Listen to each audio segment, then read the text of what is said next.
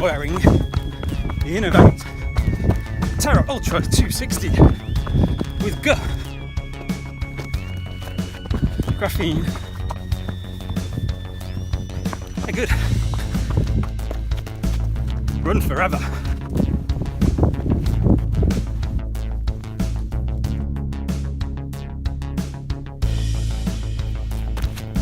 So first of all, they are £140, which is quite a lot.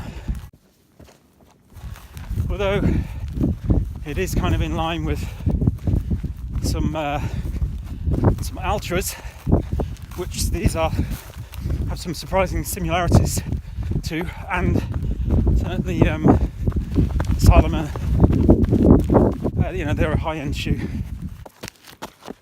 Maybe all shoes are too much, but I guess that's fair. Kind of thought there'd be more after all the build up to the graphene shoes.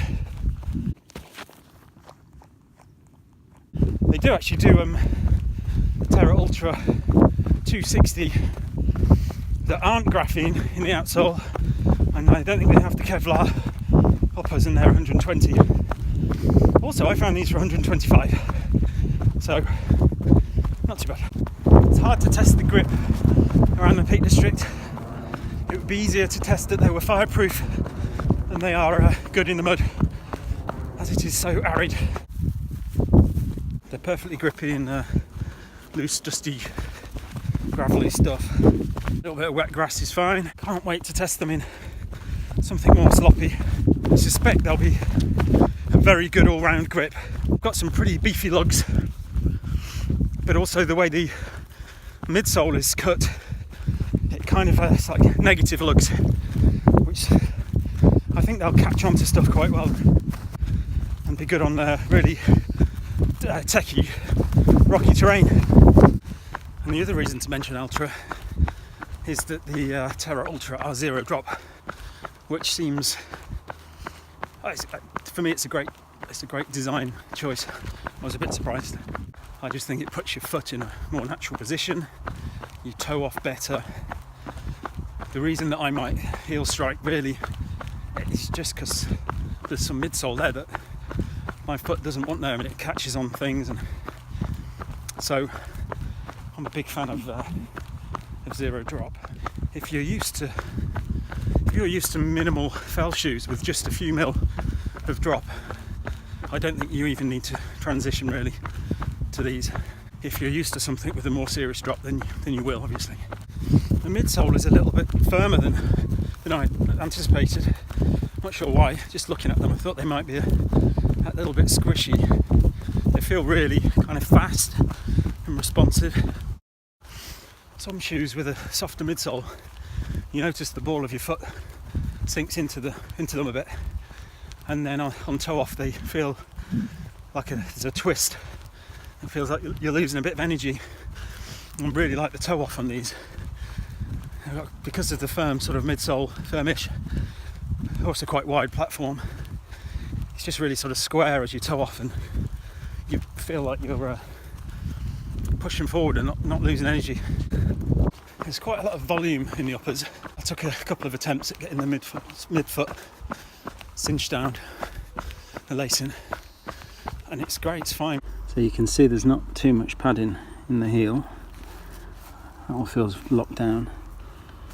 My feet are quite shallow, but still the midfoot's laced up really well.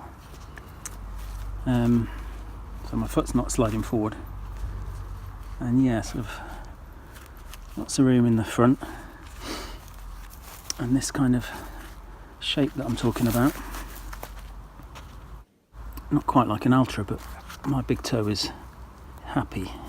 Very green. They don't look zero drop because the midsole comes over here, but they are zero. Yeah. So I think this is the Kevlar bit. Laces are very strange material, like your nan's dressing gown or something. They seem to work, and that's why I've got into Ultra shape shoes.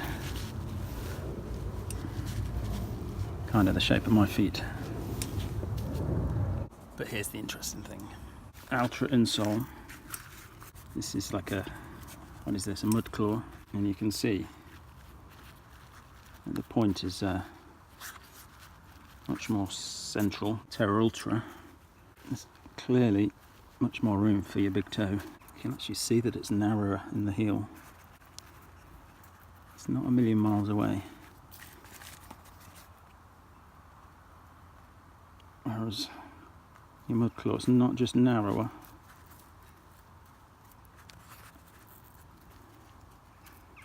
it's pushing your big toe over. Looking from the front also, you can see that there's lots of room here for your big toe. It sort of tapers up on the metatarsals. Is that right? So loads of grip from the outsole. Negative lug thing in the midsole. Should give loads of grip. Pretty cool.